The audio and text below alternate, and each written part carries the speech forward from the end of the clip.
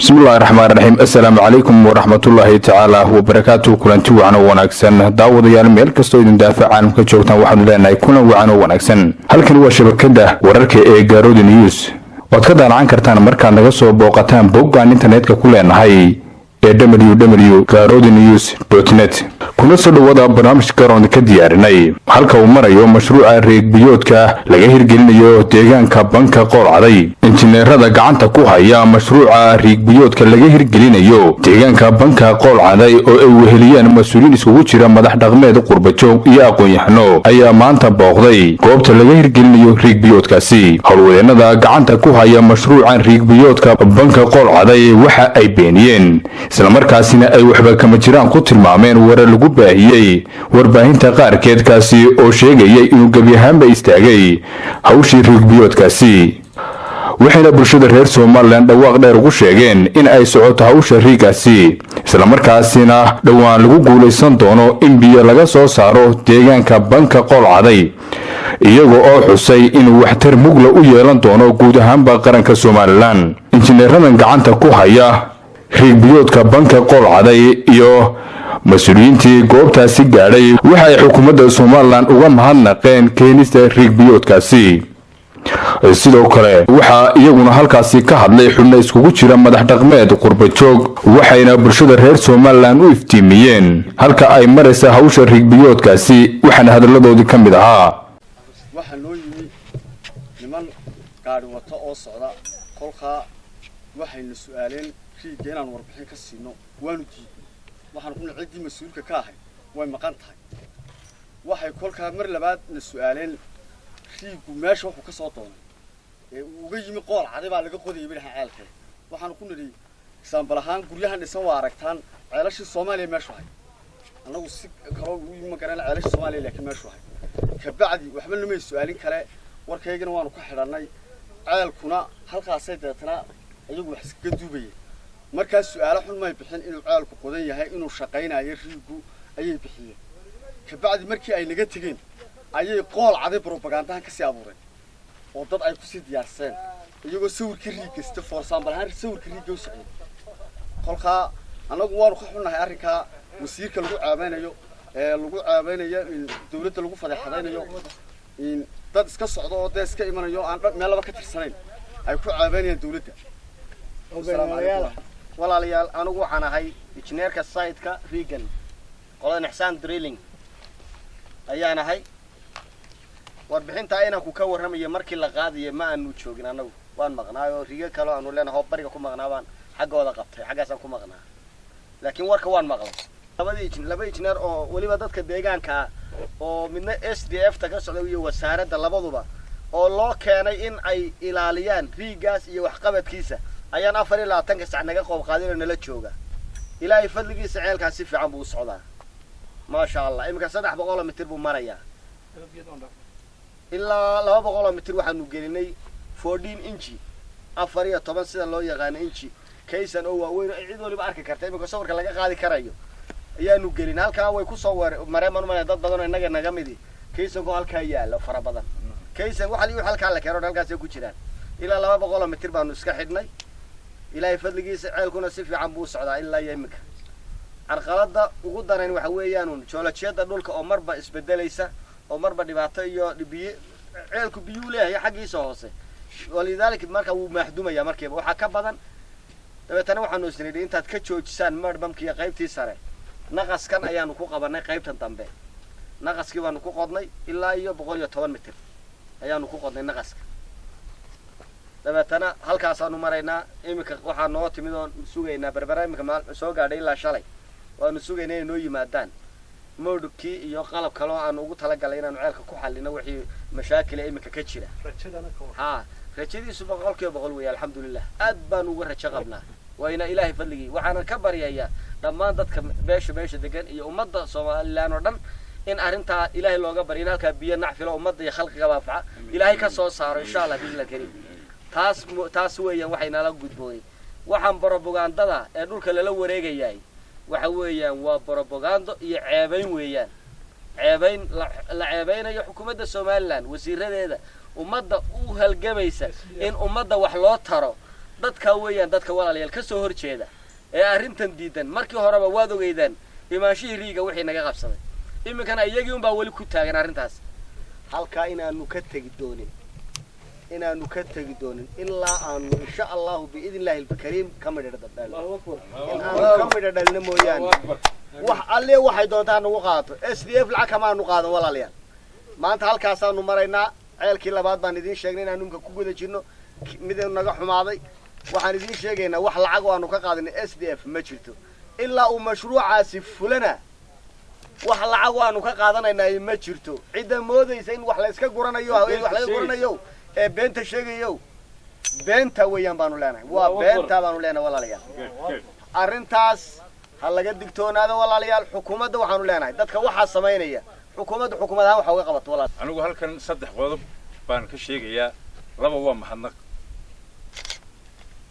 marka koowaad waxaan u mahadnaqayaa xukuumadda shibirada Soomaaliland madaxweynaheeda iyo wasiirka xanaanada xoolaha oo fuliyay mashruucan taas waa midda labaad waxa iyadana mahad gaar ah leh deegaanka oo si wanaagsan ula shaqeeyay shaqaalaha riiga qodobkayga saddexaad waxa weeye waa la soo weeraray riigan dad horumardiida soo weeraray waxaanu leenahay halka iyagu taakulee ka keeni lahaayeen inay horumarka xukuumaddu keentay yaa oy propagandeeyaan maaha insha allah riigani biyuul keenaya sidaa injineerku inoo sheegay iyagu waxa keenaan waxaanu leenahay halka iyagu taakulee ka keeni lahaayeen inay horumarka xukuumaddu keentay yaa oy propagandeeyaan maaha insha allah riigani biyuul keenaya sidaa injineerku inoo sheegay iyagu waxa keenaan wassalaamu calaykum waraxmatullahi wabarakaatu waxaan ku soo dhaweynayaa cambuulo oo ku hadli doona afka qurba jooga anigu runtii waxaan ahay nin qurba jooga waxaa kaloo ahay nin ka soo jeeda deegaankan magacayguna waa Cabdiwahaab Cumar Xaaji Taayir waxaan si gaar ah horta ula hadlayaa waa dadka qurba jooga ee had iyo jeer dadka gudaha jooga ay warbixinta khaldan mar walba siiyaan anigu been idii sheegi maayo waayo waxaan been idii sheegay waxaan jirin laba shay karo injineerkii hadda inala taagnaa ayaa runtii isagu xoogaal aad uga riiga inoona sheegay rajada riiga laga qabo haddaba waxa wanaagsan dadka deegaanka ka soo jeeda inay marka ugu horeyso horta ay u mahadnaqaan dawladda iyo xukuumaddan maanta joogta ee riigan inoo keentay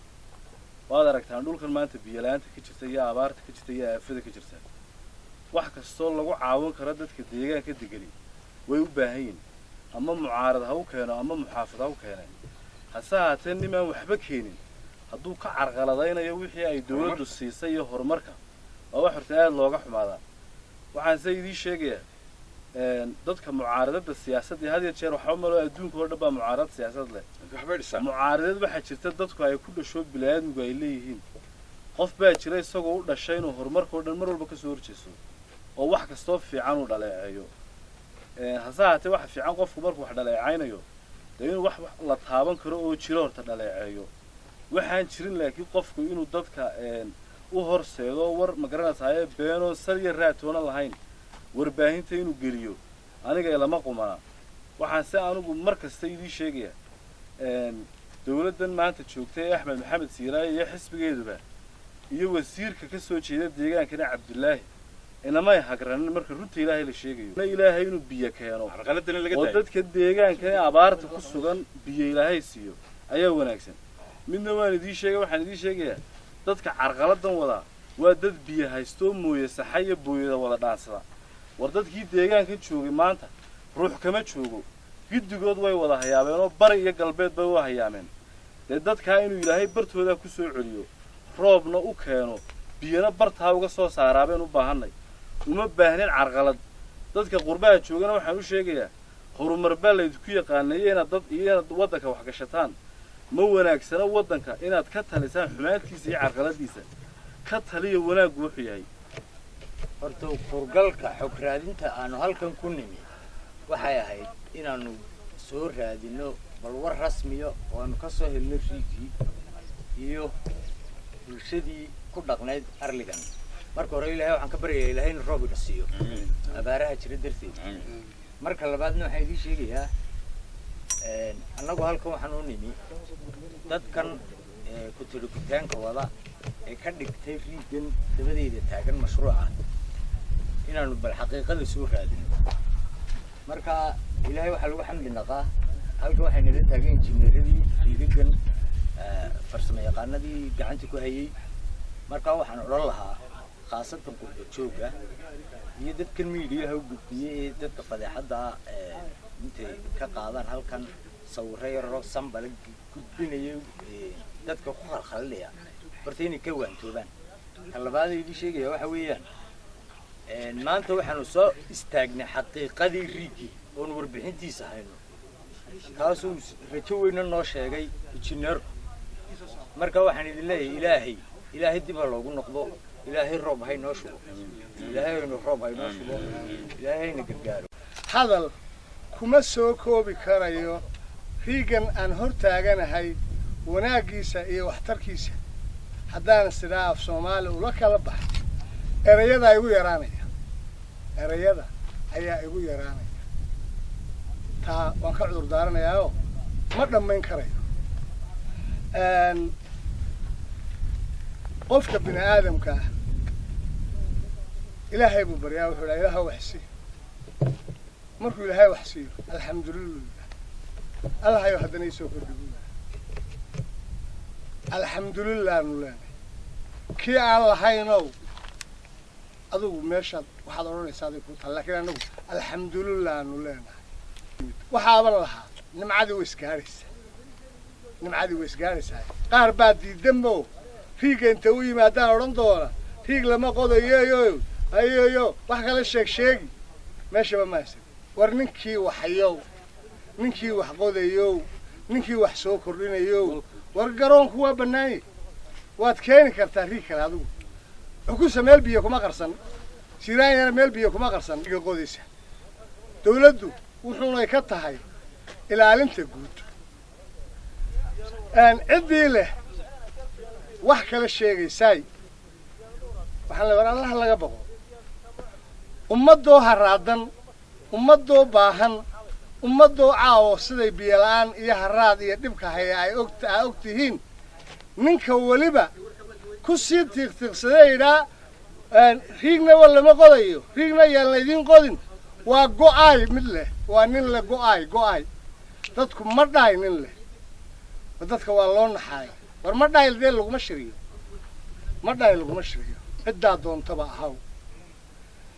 dadka waxa ugu ayaan daran ninka uu leer dadka waxa ugu ayaan daran ninka uu leer waxaan leeyahay madaxweyne Siiraanyo iyo dawladdiisu Cabdullaahi Maxamed Daahir waxay ku guuleysteen in ay bankan qool caday oo intaas soo sanadood ingiriiskii ama dawladihii hore laga sheekeynay horteed aan wax riigaba la keenin inay keenaan war nin kale intuu riiga dhabarkiisa soo istaagayna madeeray washbaanada u imanayo ee wax kala sheegayo anigu kuma garanayo magacaan kuu sheega garan maayo waxaan sa ku leeyahay war hooy waa dhumasho dhabarku muuqdaa waa waqtiguma uu ku sheegi daawadeer barnaamijkaasi aan idinka diyaarinay mashruuca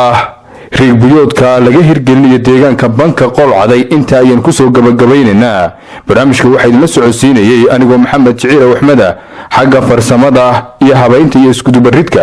waa injineer cabdishakuur maxamed jaamac iyo injineer cabdalle ismaaciil cumar waa guud ahaanba howlwadeennada Gaaroodi News oo idinku dhaafaya waqtigu ha inoo ahaado mid wacan oo wanaagsan.